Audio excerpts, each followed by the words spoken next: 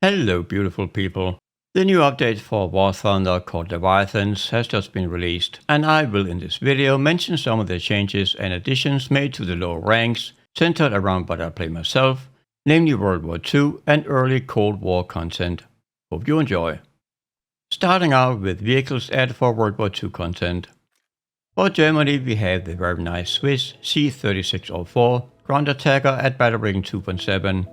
Looking forward to using that one. Sweden got a Danish M24 Chaffee with some authentic looking camo with more bits and pieces added to the model compared to the Chaffee from other nations.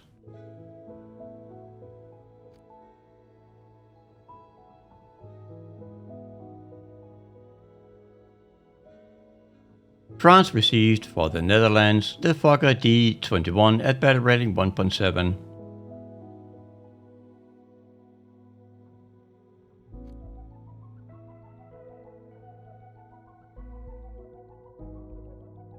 Then of course we have the three very nice looking packs for Britain, the US and Russia. I pre-ordered all three packs and looking forward to using them. Especially the British 4.7 lineup is now for me stacked.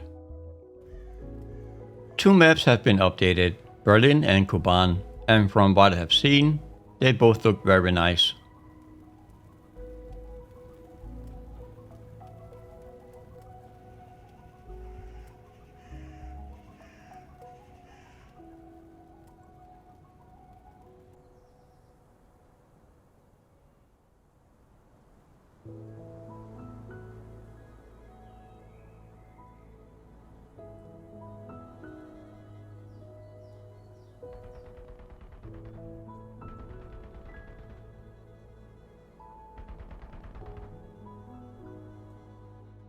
There's also been a number of updates for the player profile, including achievements, camos, decals, and medals. When in battle, you can now hover over a player in the statistics window and get info about the player, including the lineup he or she is using. Other informations have been added when a player vehicle is destroyed. These are some pretty nice quality of life improvements indeed. Bad weather warnings have also been added.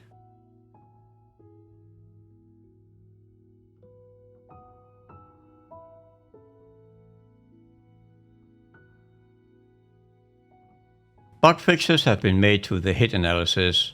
I'm particularly happy about the fix where a lot of shots were just not shown and could not be replayed.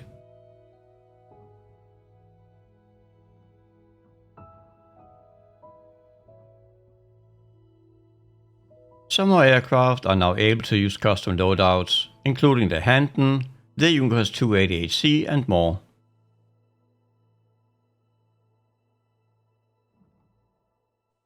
A number of aircraft have had their flight model changed. All Heinkel 111 bombers have had automatic flap retraction system added, and so has all the Tempests.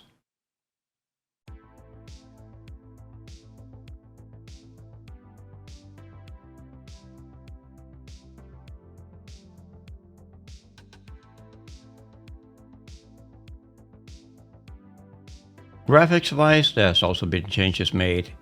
DLSS features have been added and also a number of visual improvements to explosions and other effects.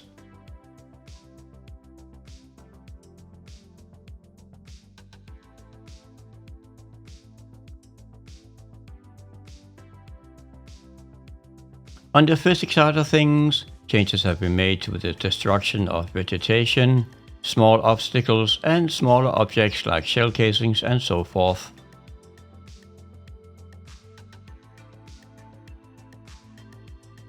Sounds have been improved, again, hopefully. The largest change is made for aircraft, which now should sound more loud and realistic when approaching you. I'm pretty curious about how this works out, since it has not been working properly for sure until now. The engine sounds of a number of Shermans have been changed. They now have the M10 tank destroyer engine sound.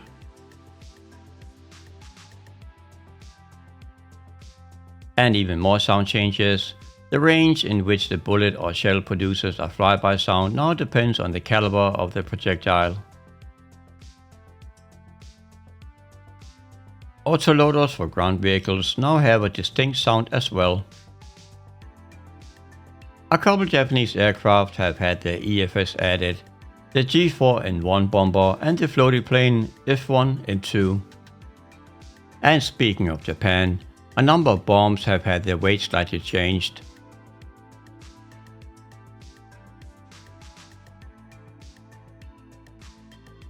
Some bombs have been added to different aircraft, including the Chinese Premium Zero.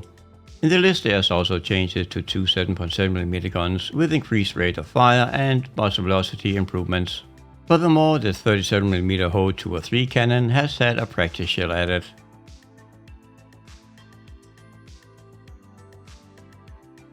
All M18 Hellcats have had the ammo racks changed, and the Super Hellcat ammo has been reduced from 45 to 31 shots. The Super Hellcat has furthermore its weight reduced from 22 to 20.4 tons. There's also been some changes to armor plates on a number of low battle rating Italian and Japanese tanks, as well as a change of crew slot fill order priority for the Shiri.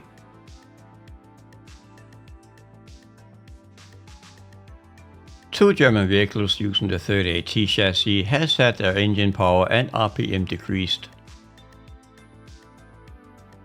There are some armor plate changes for the AMX-13s, the M10 tank destroyer's fuel tank configuration, and the Crusader AA Mark I, which has gotten a nice bug fix and can now elevate 20 degrees more up to 90. The optics on the Achilles tank destroyers have been changed from 1.9 to 3.5 to now 3 to 6 times magnification, which basically means it zooms as much as if you're using the binos. The British Cromwell Mark Vs have had their transmission changed, so now they go as fast as the Cromwell 1s, namely 64 km an hour, and that is a pretty nice change indeed. The Raja Last G6 had its turning radius reduced.